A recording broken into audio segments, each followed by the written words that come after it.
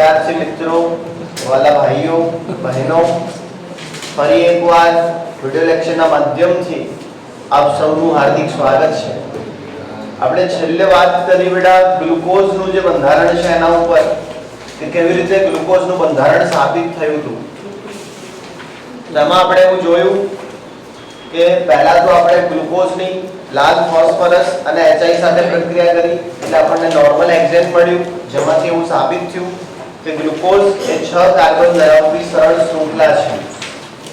ત્યારબાદ આપણે બેટા ગ્લુકોઝની પ્રક્રિયા HCN સાથે કરી, સાયનોહાઇડ્રિન નિપજ મળી, જેનાથી એ સાબિત થયું કે ગ્લુકોઝમાં કાર્બોનિલ કાર્બન છે. પછી આપણે ગ્લુકોઝનું બ્રોમિન જળ સાથે ઓક્સિડેશન કરાવડાવ્યું. ગ્લુકોઝનું બ્રોમિન જળ સાથે ઓક્સિડેશન કરાવડાવ્યું એટલે આપણને મળ્યું ગ્લુકોનિક એસિડ, અને જેનાથી એ સાબિત થયું કે ગ્લુકોઝમાં આલ્ડિહાઇડ છે. શું છે? આલ્ડિહાઇડ.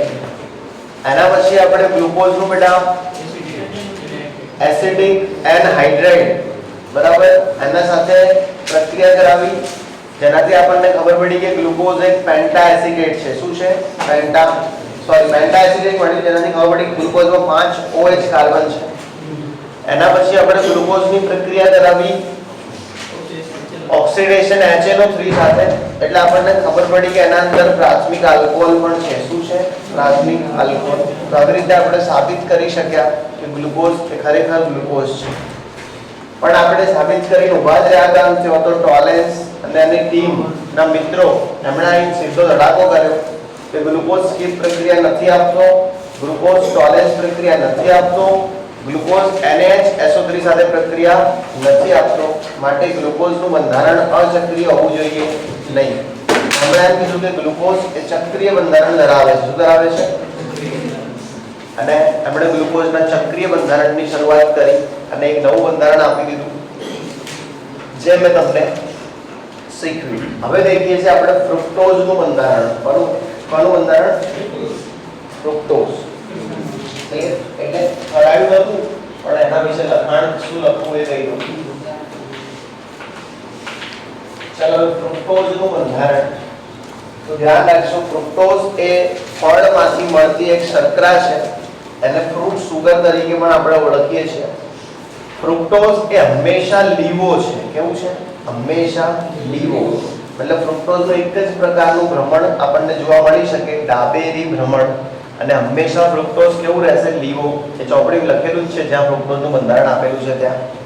ફ્રુક્ટોઝના બંધારણમાં જે ચક્ર છે એ 5 સભ્ય ધરાવતું ચક્ર છે, જેમાં 4 કાર્બન પરમાણુ છે અને 1 ઓક્સિજન પરમાણુ છે. અને આવા ચક્રને આપણે ફ્રુક્ટોફ્યુરાનોઝના નામે ઓળખીએ છીએ. શું નામે ઓળખીએ છીએ? ફ્રુક્ટોફ્યુરાનોઝ ચક્રના નામે ઓળખીએ છીએ.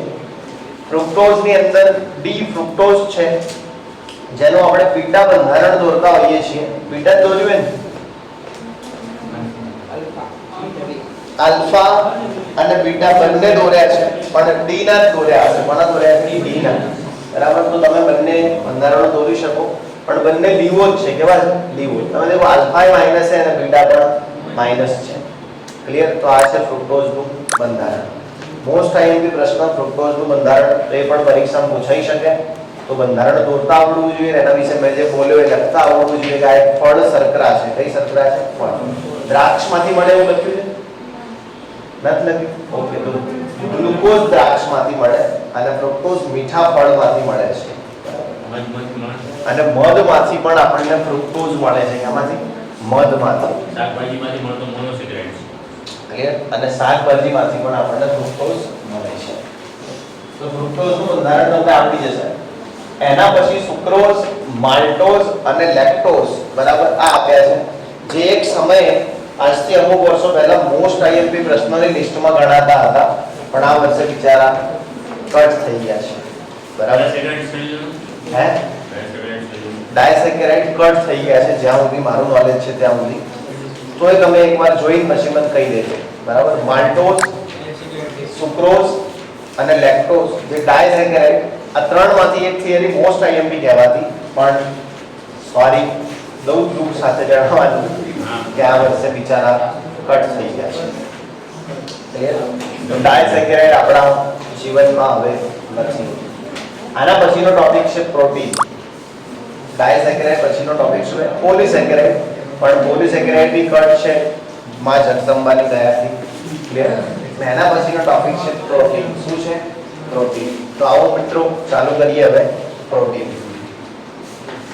સૌ હળી મળીને ભણીએ પ્રોટીન. देखो बेटा હવે પ્રોટીન ની અંદર ધ્યાન આપજો. બરાબર? તો પ્રોટીન એટલે નંત્રલ. પ્રોટીન એટલે નંત્રલ. પૃથ્વી પર સૌથી વધારે પ્રમાણમાં અને સૌથી પ્રભાવી જૈવિક અણુ એટલે પ્રોટીન.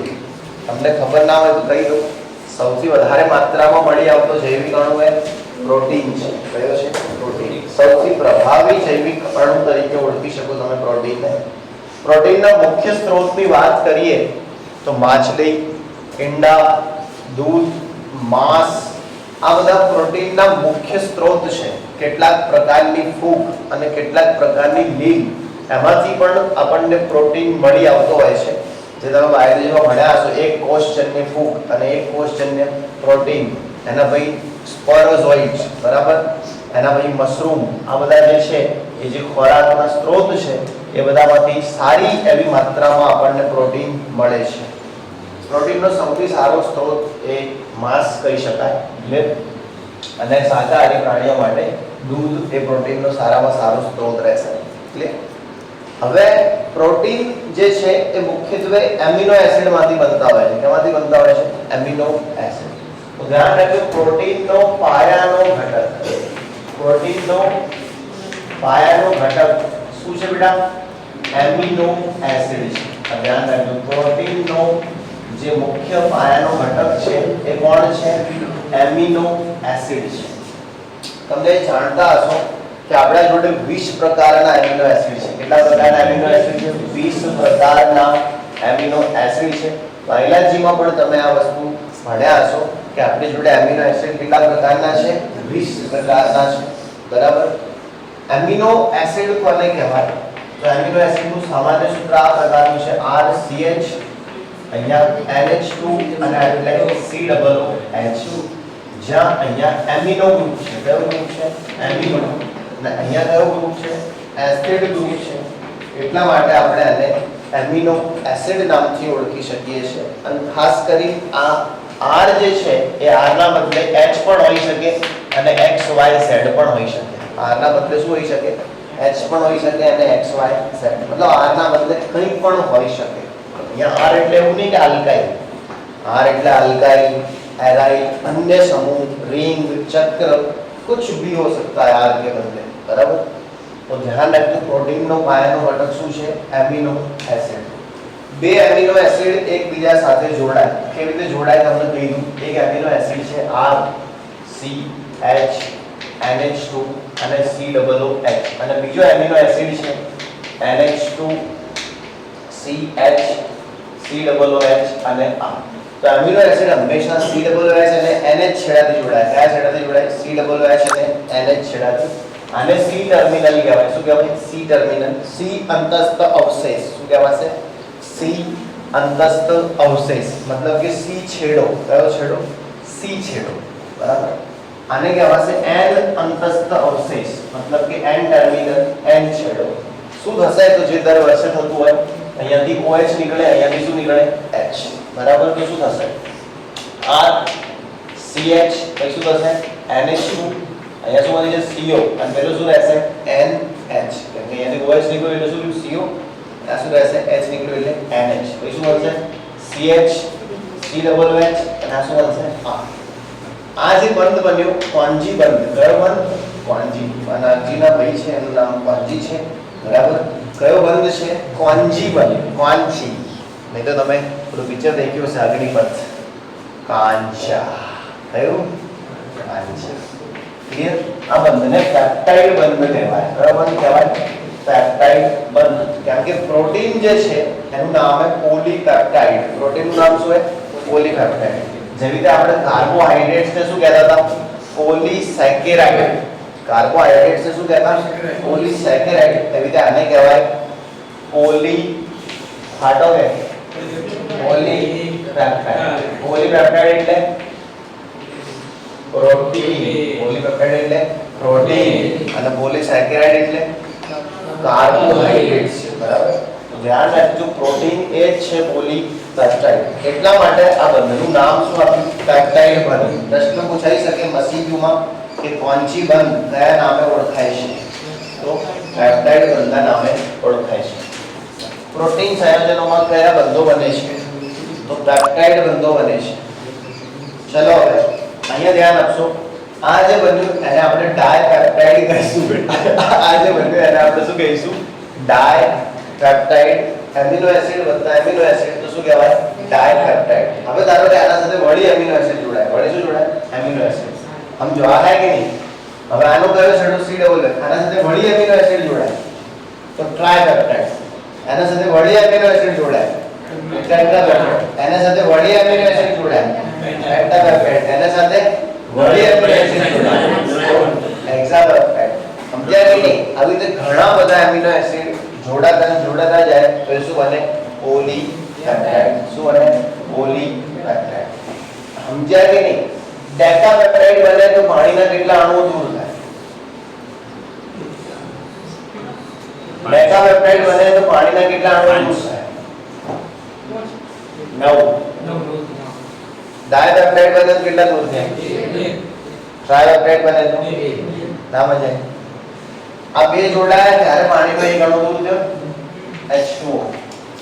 હવે આનો C ડબલ H અને બીજા કોકનો NH2 એટલે અહીંયાથી OH નીકળશે પાછળ, બીજાનો NH2 એટલે વળી પાણીમાં એક દૂર થશે તો કેટલો બનશે? ટ્રાઇપેપ્ટાઇડ. એવી રીતે ડેકાપેપ્ટાઇડ બને તો એક સોટી એ એના 10 ટુકડા કરવા હોય કેટલી વખત કાપવી પડે? આવડે કે નહીં? એવું એક વખત કાપો એટલે 2 ટુકડા થઈ જાય પહેલી જ વખતમાં. અથવા એમ કહેવાય કે છેલ્લે 9મી વખત કાપો એટલે 10 ટુકડા થઈ જાય. જે બોલો એ તમે એનું એ છે.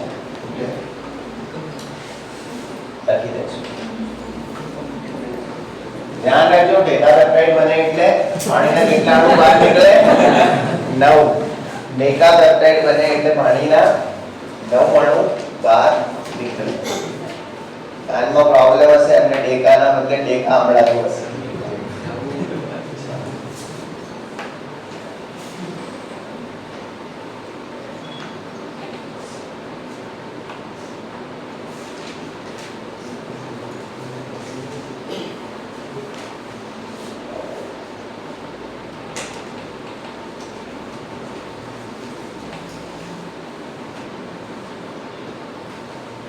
ક્રેશ કોર્સ માટે કેમિસ્ટ્રીનો ટાઈમ સવારે 7:30 થી 10:30 રહેશે.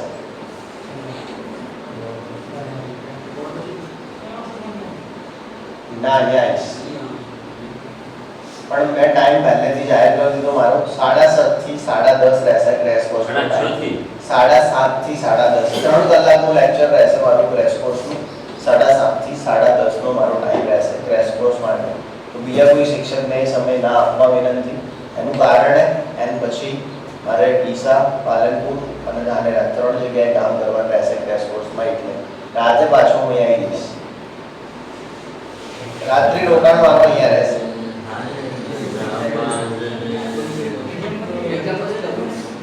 એક્ઝામ પછી હમણાં તો થોડું ચાલુ કરાવી દે ક્રેશ કોર્સ તમને.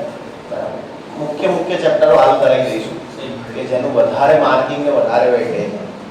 પહેલા વારવાર પૂરું કરીશું જે આપણે વચ્ચે છોડ્યું હોય. ધારો કે સરફેસ કેમિસ્ટ્રી તો ભલે આમ કટ સ્લીપ પણ એના અંદરના મુદ્દાઓ ભણાઈ ગયું. એટલે એપ્રિલ મહિનામાં શું કરીશું? ખાસ કરીને 12માના જે કટ મુદ્દા આપણે બાકી રાખ્યા એ ચલાવીશું. 6 કટ. હવે ધારો કે હાલ મેં તમને આ નહીં ભણાવ્યું માસ્ટર સુબ્રોઝ લેક્ટોસ. આ તો શું એક જાહેરાત કરવાની આપણે કે ભાઈ આમાં થઈ ગયું પછી આપણે પાછા ભણવાના છે. એટલે આ ધારો કે 12મા વારમારા બી કરાવી દઈએ તો એટલી કોઈ ખાસ ચિંતાનો વિષય નહીં. પછી આપણે 2 મહિના એટલું 11મું જ કરવાનું થાય. અને તમારે ચિંતા નહીં કરવાની. આખું 11-12 ક્રેશ કોર્સમાં કરાવતા જોઈએ છીએ દર વખતે. હવે ધારો કે પાલનપુર કરાવવા જાય ક્રેશ કોર્સ એમને તમે જોયા નહીં હોય સ્ટુડન્ટને કદી.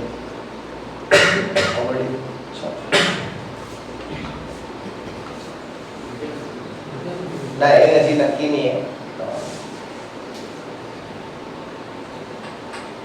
કયા મંદિરમાં એ ફિક્સ નહીં છે.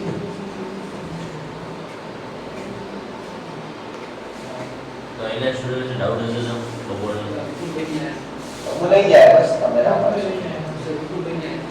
એ તો ના એની જવાબદારીમાં એની તો એમ પાસે ફાઇનલ મેમ્સ ની આવે સીઝન 2 આવી ની આવે એવો મેમ્સ પર લાગે તમે ના પાડશો કે એવું કશું બી તમને દુઃખ થશે એવું નહીં કરે ઓકે હસો તો ના પાડશો મજાની વાત નહીં એક વસ્તુ સમજો એનું કારણ મેં તમને જવાન આપેલી એ મુજબ તમે વર્ત્યા તો મારી ફરજ વર્તવાની સમજ્યા કે કશું કરી કોઈ ના કે કોઈ કશું સમજો હું ભરી જઉં તોય તમે કોઈ ના કરી શકો તમે ભરી જાઓ તો હું કોઈ ના કરી શકું પણ વાત જબાનની અને આંખની શરમની સમજ્યા કે બાકી એક વસ્તુ હું તમે ભરી જાઓ બીજા કે નહીં આનો પૈસા રોજે થાય તો કશું ના કરીએ કે કોઈ એવું નહીં કોઈ કશું ના કરીએ વાત શું એ સંબંધ નિભાવવાની આવનારી પેઢીઓ એકબીજાને ઓળખે વાત એની હું આ બાજુ આવું તમને રિસ્પેક્ટ મળે કોઈ વાત એની પછી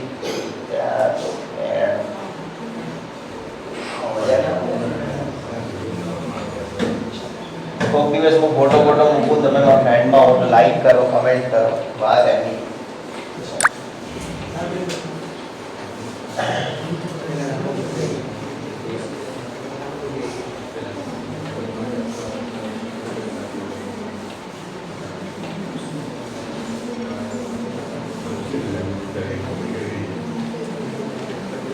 તમારું રિઝલ્ટ જેટલું ઊંચું આવે એટલો મને ફાયદો થશે કેવો હતા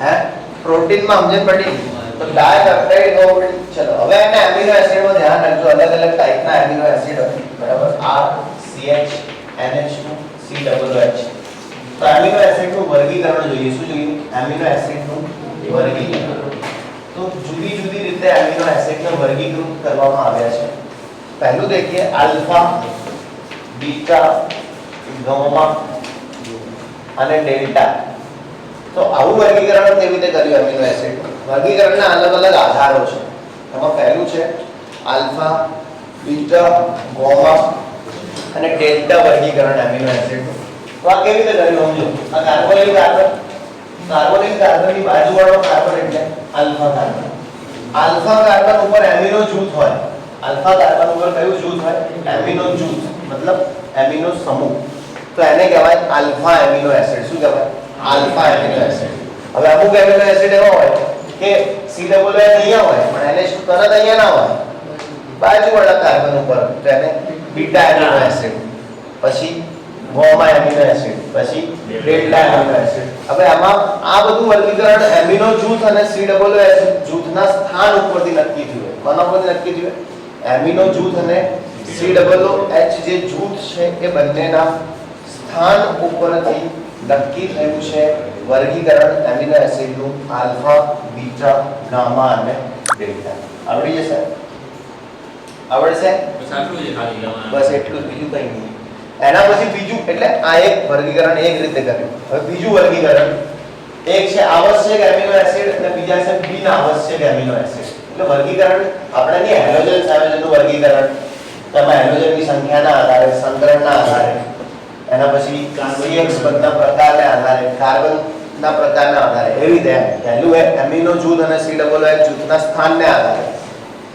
બીજું છે આવશ્યક અને બિન આવશ્યક એમિનો એસિડ આ ધ્યાન રાખજો બેટા आवश्यक एमिनो एसिड અને બીજા છે બિન આવશ્યક એમિનો એસિડ देखो आवश्यक કોને કહેવાય અને બિન આવશ્યક કોને કહેવાય એ સમજી આવશ્યક મતલબ જે આપણા શરીરમાં બનતા નથી આવશ્યક મતલબ જે શરીરમાં બનતા નથી એ આપણા માટે આવશ્યક જે વસ્તુ આપણે ખુદ નથી કરી શકતા એ આવશ્યક સમજો ધારો કે તમે તમારા ઘરે ઘઉં પકવો છો તો તમારા માટે ઘઉં એ આવશ્યક ના કહેવાય કેમ કે તમે તમારા ઘરે પકવો જ છો પણ તમે તમારા ઘરે ભીંડા નથી ઉગાડતા તો તમારા માટે ભીંડા આવશ્યક કહેવાય ખબર એટલે જે વસ્તુ આપણું શરીર બનાવે જ છે ને એ બિન આવશ્યક શરીર બનાવે જ છે પણ જે આપણા શરીરમાં નથી બનાવતું એ આપણા માટે શું હોય? આવશ્યક. Essential and non essential amino acid કોઈ દિવસ પ્રાપ્ત ના થાય એ આવશ્યક કહેવાય. ચાલો જો આવશ્યક એમિનો એસિડ એટલે જે એમિનો એસિડ શરીરમાં આ બધું બાયોલોજી ની આવે શરીરમાં નિર્માણ ન પામે તે આવશ્યક એમિનો એસિડ એટલે જે એમિનો એસિડ શરીરમાં નિર્માણ ન પામે તે. હવે તમારે તો એમ કેવું જોઈએ કે સાહેબ આ બધું અમને શું ભણાવો, બાયોલોજી ભણી ગયા એવું બોલવું જોઈએ તમે. અમે આવું બોલું ના ભણીએ હે બાયોલોજી ના બોલું ના ભણીએ. શું કે? મેદાન ના મહેતા તો ભણવું જ પડે એટલે મહેતા માટે જ બોલી રહ્યો હું તમારે. જે એમિનો એસિડનું શરીરમાં નિર્માણ થાય નહીં એ આવશ્યક, અને જે એમિનો એસિડનું શરીરમાં નિર્માણ થાય એ અનાવશ્યક. જે મેં તે વર્ષે બાયોલોજી ના લીધે બાયોલોજી ના પ્રેક્ટિકલ તો ફાઇનલ થશે. શું કે જે એમિનો એસિડનું નિર્માણ શરીરમાં થાય તે તો આજના મેથ નો સ્ટુડન્ટ જે એમિનો એસિડનું નિર્માણ શરીરમાં થાય તે ગ્રીનહાઉસ. એ આર્ટ્સ વાળાને આપણે અમુક પ્રેક્ટિકલ ચલો હવે જે પ્રાણીઓ સ્કૂલ નથી જતા એમને આપણે અમુક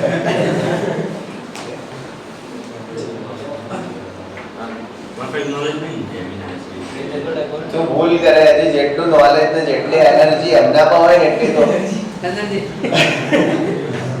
બાયોલોજી ભણ્યા પછી બી નહીં રહેતું. ચાલો જેટલો અનુભવ જોઈને ખબર પાડ દે કે આટલા વર્ષ જૂનું આ હે.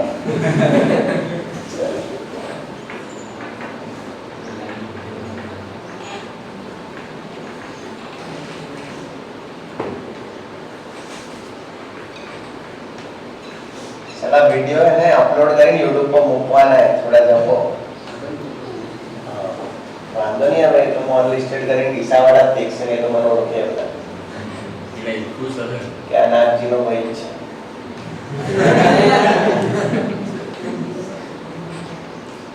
બડે નાગજી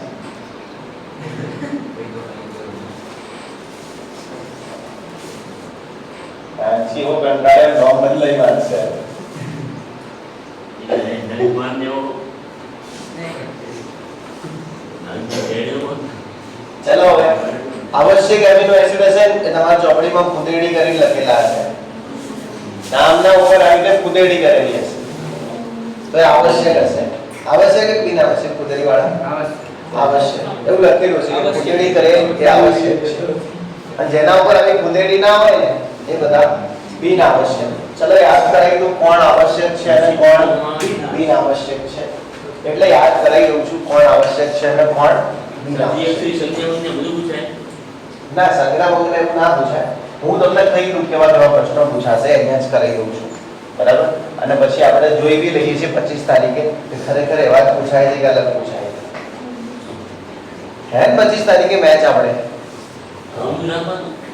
ક્રિસ હે શું કહો?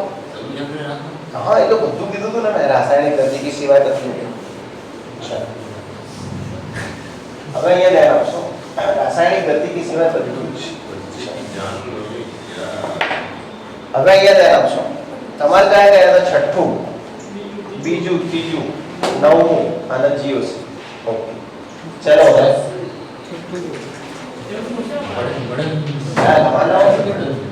મીટ વાળા નહીં તો બોર્ડ વાળા ને હશે ને બીજું.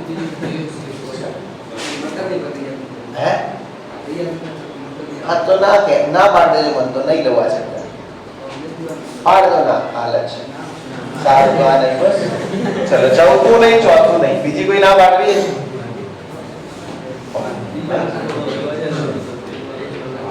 હવે અહીંયા ધ્યાન આપશો, એ ખોટી ઝેરોક્સ વેસ્ટ કરી મતલબ નહીં. હવે માર્ક્સ લાવો એના કરતા તો પછી એ ટાઈપનું કરીએ તો શું ખબર પડે ભાઈ આટલા ચેપ્ટર પરફેક્ટ. હવે ધારો કે તમે કોઈ ચેપ્ટરનો લઉં અને તમે બધા 45 ને એવા બધા માર્ક્સ હોય ખબર પડે આટલા પરફેક્ટ તો એમાં લમણા લેવા ના આવે. જે પરફેક્ટ ના હોય એના અલગથી ટેસ્ટ લઈએ કે એમાં ભણાવવામાં ભૂલચૂક થઈ હોય તો પછી એના એ કરીએ કે ના એમાં ધોકા ઉડાવવામાં ભૂલચૂક થઈ હોય પછી ખૂટીએ એટલે ખબર પડે કે એનો રસ્તો શું કાઢવો એમ. ચલો જો હવે અહીંયા આવશ્યક અને બિન આવશ્યક ક્લિયર. તો આવશ્યક માટે સ્કીમ એવી હતી आवश्यक एमिनो एसिड क्लियर. आवश्यक एमिनो एसिड એમાં સ્કીમ એવી હતી જોરદાર સ્કીમ હતી ખતરનાક સ્કીમ હતી પણ ખાલી યાદ આવે તો आवश्यक amino acid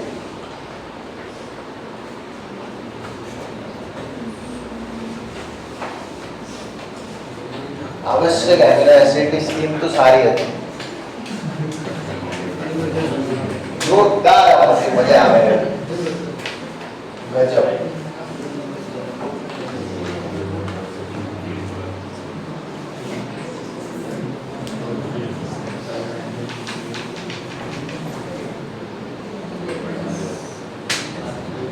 okay Lucy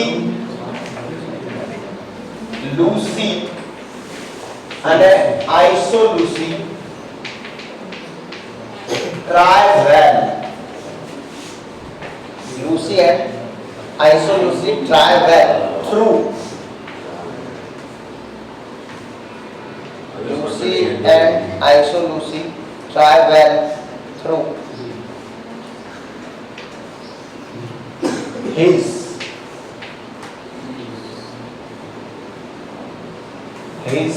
try well through Lucy and isoleucine. Okay. Lucy and isoleucine try well through his finally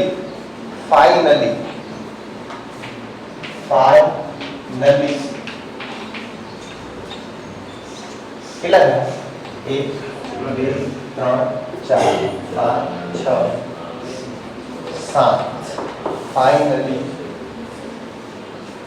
7 થયા. ओके. लू मतलब ल्यूसीन, आइसोल्यूसी मतलब आइसोल्यूसीन, ट्राई मतलब टायरोसिन. हाँ टायरोसिन नहीं है तो खरा यार. ये बिना आवश्यक अरे ट्रिप्टोफैन, ट्राई मतलब ट्रिप्टोफैन. क्लियर. ओके. एस मतलब हिस्टिडीन, फाइनली मतलब फिनाइल एलेनिन. ओके. કેટલા બાકી ગયા? 3 ને. કયું આર્જિનિન, મિથિયોનિન, नाइसिन અને ગ્લાયસિન. ગ્લાયસિન, આર્જિનિન અને મિથિયોનિન. મિથિયોનિન બાકી રહ્યું. ભાઈ થ્રીઓ તો આવી ગયું ને. મિથિયોનિન, આર્જિનિન બે બાકી રહ્યા એટલે 9 જ છે. 10 કયું રે? કયું? आर्जिनिन नाइसिन અને ओके. ल्यूसीन ને લાઇસિન બે है. ओके. फाइनली लाय ओके लाय आर्च અને ભાઈ કયું है? हाँ फाइनली लाय मीन आर्च. आज એટલે તમારે મજાનું ચાર્જ ખબર શું મજાનું ચાર્જ. સ્કીમ એવી है કે લ્યુસીન આઇસોલ્યુસીન ટ્રાય વેલ मतलब ल्यूसीन અને આઇસોલ્યુસીન ને ખૂબ સારો પ્રયત્ન કર્યો. લ્યુસી એન્ડ આઇસોલ્યુસી છોકરી નામ है લ્યુસી नहीं होता है Lucy how are you you looking so sexy એવું નહીં બોલતા આપણે. તો Lucy and isoleucine try well એમણે ખૂબ સારો પ્રયત્ન કર્યો. Lucy and isoleucine try well through his ના દ્વારા. હિઝ એટલે ખબર है इंग्लिश માં સ્કીમ આખી સ્કીમ કેમાં ઇંગ્લિશમાં પણ તમને ગુજરાતી કરી દો. Lucy and isoleucine try well through his मतलब એના દ્વારા આપણે પ્રયત્ન કર્યો. ફાઇનલી मतलब ફિનાઇલ એવું છે P H Y N E Y A L finally मतलब ફાઇનલી હવે ફાઇનલી કામ થઈ ગયું. ફાઇનલી કામ થઈ ગયું. કામ થયું એટલે શું કે લાય મારો ચાર્જ आई गया सही है ना. फाइनली मारो चार्ज. પડે કે નહીં? ઓકે, તો આવડી જશે આ Lucy and isoleucine try well through his मतलब पेलो his her खबर पड़े his her this is what his is खबर पड़ी मैं पूरे इंग्लिश में आपको his is water पे तो इंग्लिश है मन क्या इंग्लिश आवड़े यार तो ध्यान रखिए Lucy and isoleucine try well through his finally काम થઈ ગયું કામ થઈ ગયું તો લાય મારો લાય મી ચાર્જ આટલું પ્રેમથી કોઈ ચાર્જ માંગે અને મેં તમને કહી દીધું લુસી ના આઇસોલ્યુસી કેવી चलो लूसी मतलब ल्यूसीन आइसोल्यूसी मतलब आइसोल्यूशिन लूसी एंड आइसोल्यूसिन ट्राई मतलब ट्रिप्टोफैन वेल मतलब वैलिन थ्रू मतलब थ्रियोनिन थ्रू मतलब थ्रियोनिन हिज मतलब हिस्टिडीन हिज फाइनली मतलब फिनाइल एलिलिन फिनाइल एलिलिन पाई लाय लाइसिन मी मारो चार्ज मी मिथियोनिन અને ચાર્જ मतलब આર્જ આરજી ને આવડી જશે Lucy and isoleucine try well through his and finally work is done એના પછી done clear lie me charge clear I गई मैं कहाँ हमारे ऐसे नसीब એટલે તો ભાઈ સ્કીમો બનાવવી પડે ચાલો સ્કીમમાં જ ખુશ રહેવું પડે કે આ છે આપેલું છે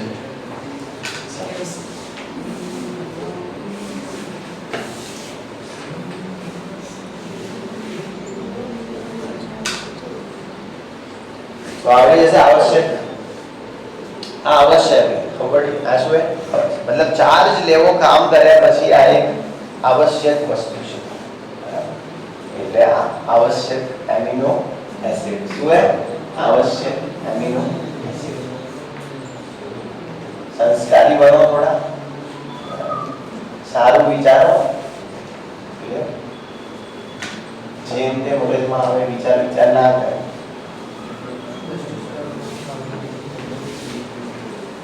કેને બતાવો મને ખુદને કહો હવે તો છોકરાના બાપ થયા સુધરો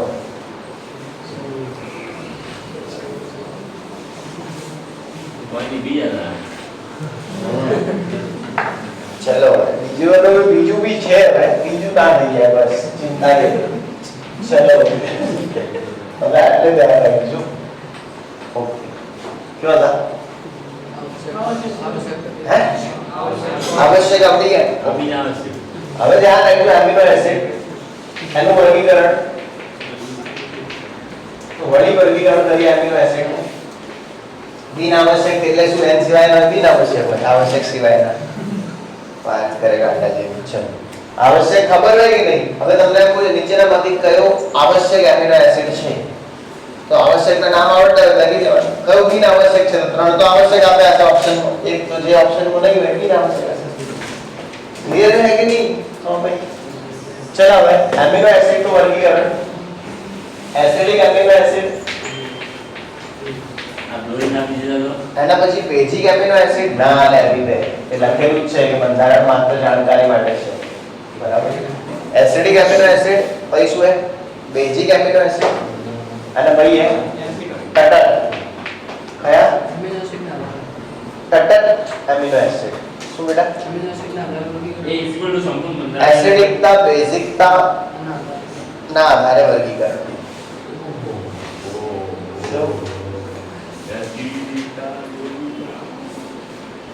चलो एसिडिकता बेसिकता ना आधारे वर्गीकरण जरूर है कि नहीं आगे ले जवानी चलो एसिडिकता बेसिकता ना आधारे वर्गीकरण बराबर तो एसिडिक बेसिक અને તટસ્થ એસિડિક એમિનો એસિડ કોને કહેવાય તો આના અંદર શું છે C ડબલ H સમૂહની સંખ્યા NH2 સમૂહ કરતા વધારે હોય C ડબલ H સમૂહની સંખ્યા NH2 સમૂહ કરતા વધારે હોય એવા એમિનો એસિડને એસિડિક કહેવાય. શું કહેવાય?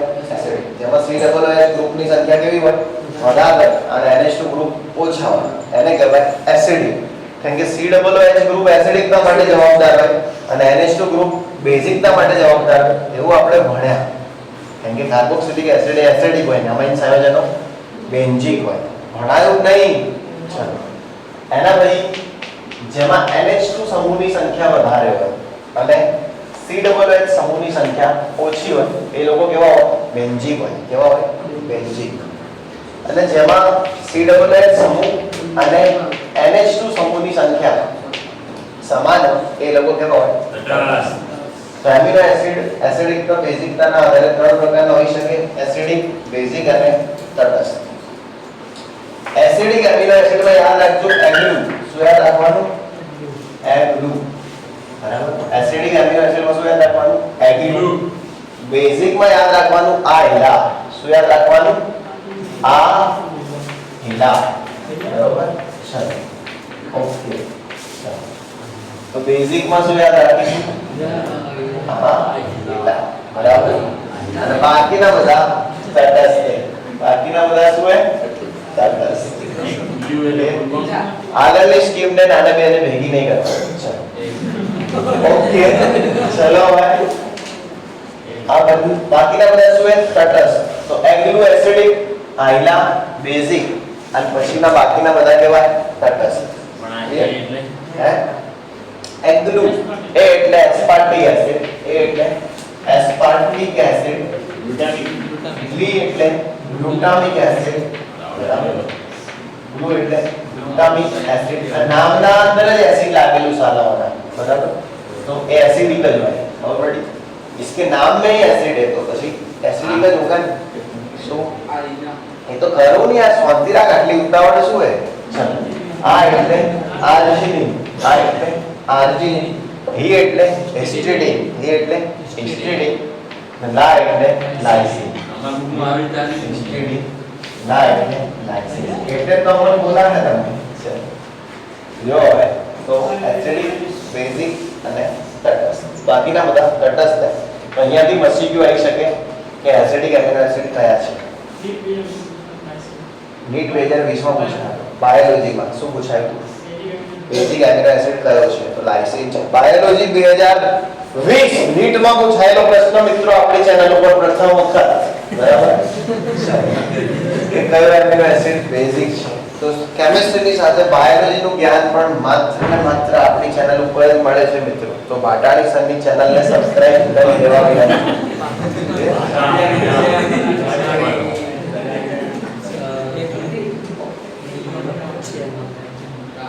कबड्डी बाजीराव की तलवार और भाटाने की आईएमपी हमेशा भाटीराव कभी सही नहीं होती. चलो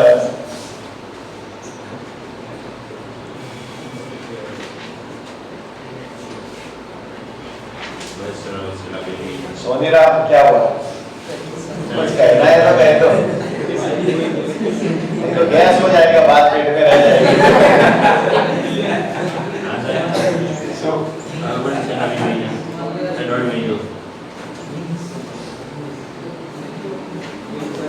हेलो आजे अल्लाह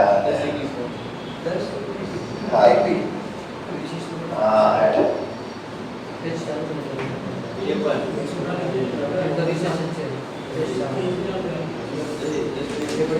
साथ दो पानी में पानी